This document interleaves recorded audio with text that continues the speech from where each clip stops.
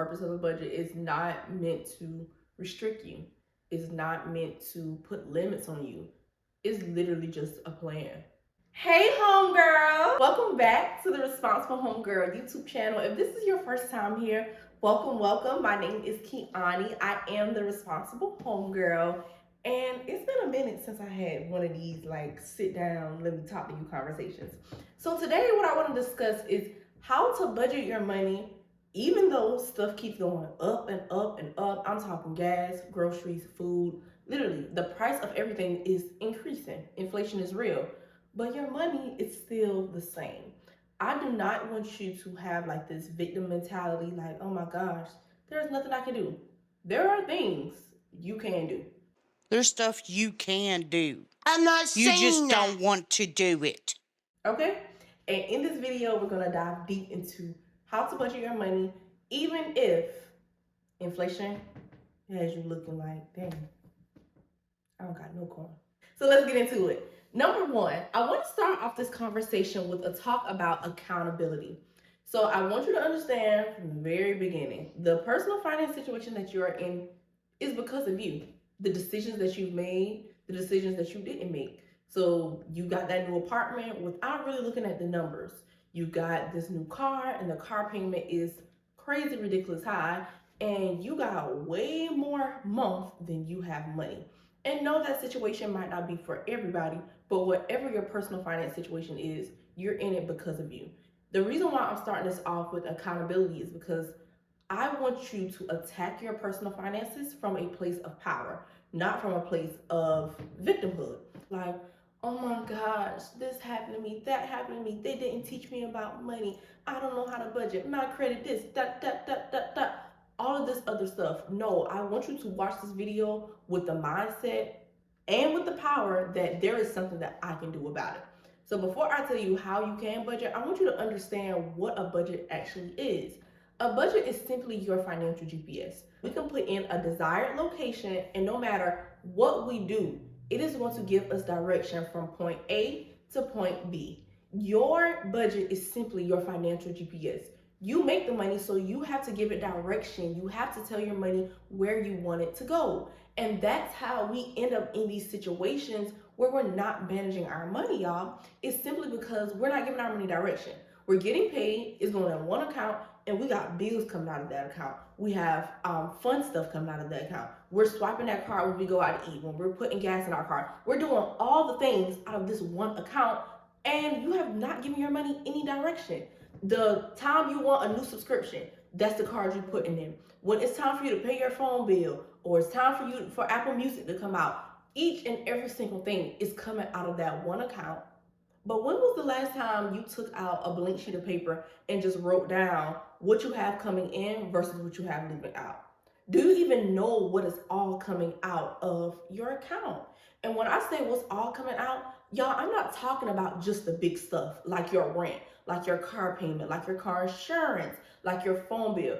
I'm talking about the small things that we just say, yep, I'm gonna get that, I'm gonna get that, I'm gonna get that, I'm gonna get that, but we don't have any, what's the word? Any mechanism to track what is coming out. I can remember back in 2019, December 1st was coming right around the corner, and I'm looking at my account like, dang, I don't have no money in my bank account for rent, and rent due on the 1st. I took out a blank sheet of paper. I wrote down my income from my 2 jobs, because even though I had blew through my $7,000 refund check, I still had 2 jobs and did not have a thing to show for. And that's a lot of us right now. I wrote down my income, what I was making for those 2 jobs on a bi-weekly time period. And then on the other side, I wrote down every single thing that was coming out of my account. Did I just know off the top of my head? Absolutely not. I had to go through my bank statements. Y'all, if I had a magnifying glass, just think about a scientist. Is it a scientist? I don't know if it's a scientist or not, but just think about the people that use magnifying glasses. I had a fake magnifying glass, and I was going through my big statements like crazy. I went back 3 months because I needed to compare. Okay, this came out in August. All right, let's look at August. Let's look at September. Let's look at October. I had to get a handle on every single thing that was coming out of my account.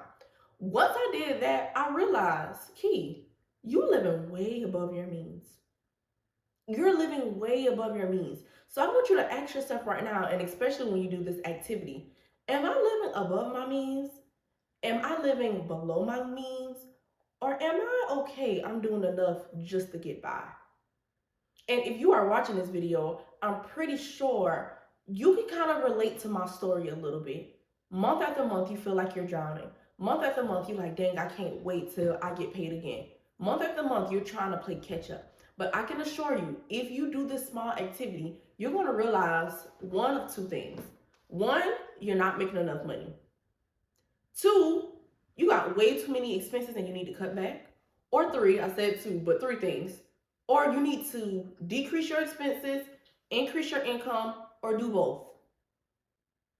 So there are things that you can do. So understand that your budget is your financial GPS. You are giving your money direction. When that money comes in, you're writing your income, you're writing everything that comes out, you're getting rid of things that you don't necessarily need. And now it's time for you to allocate your money into 4 different areas. SSIG. Y'all, I teach the little babies this. And when I say little babies, they're not little babies, but they're in like 6th and 7th grade. Even my little sister, I teach her this. There is more to money than just making it, spending it, and barely saving it. But that's all we want to do. We want to make our money, we want to spend all of our money, and then we want to save the little crumbs that we do have. No, let's do it different. Let's do it different.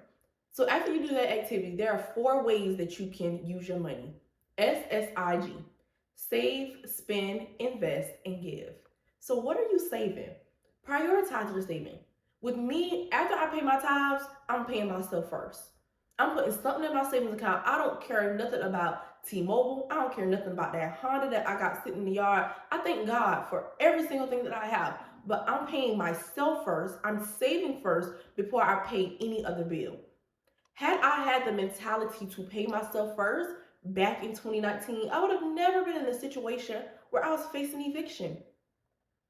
So most of us, we're saving, but we're not prioritizing our saving. We're saving, but we're not doing it consistently. We do it every now and then. But no, I want this to be a part of your routine. Once you get paid and you're doing your budget, pay your tithes, pay yourself, okay? And then think about, what am I spending? Besides my bills, what am I spending money on? This is the time where you need to sit down and think and plan. Who birthday coming up? What trips do you have coming up?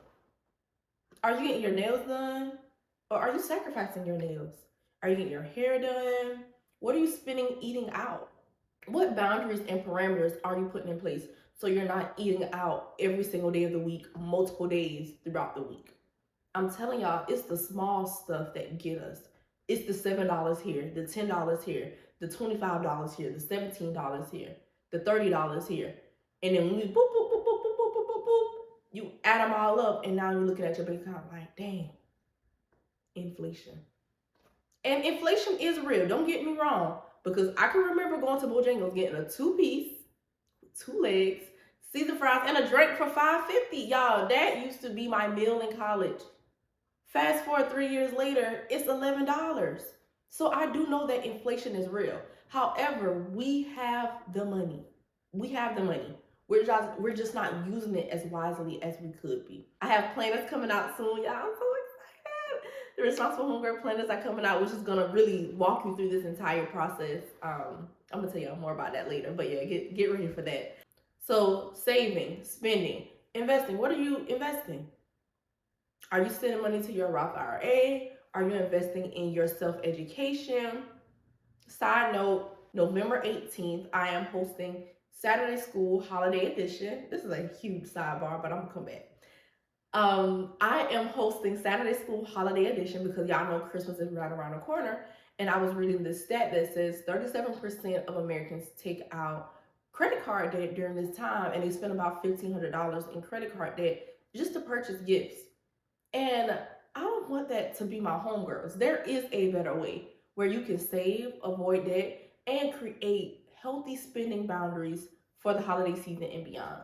So if this is something that you're interested in, I'll definitely have the information below. It's going to be a very lit workshop. And when I say workshop, we definitely going to put the work in workshop. So make sure, if budgeting is something that you struggle with and you don't want to go into the new year with unnecessary debt, or anything, make sure that you click the link in the description box and register for Saturday school.